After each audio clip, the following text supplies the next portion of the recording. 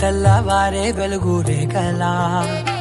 పచ్చ పచ్చ పచ్చి మట్టి బొమ్మలా అల్లి బిల్లి వెన్న పాల నురగలా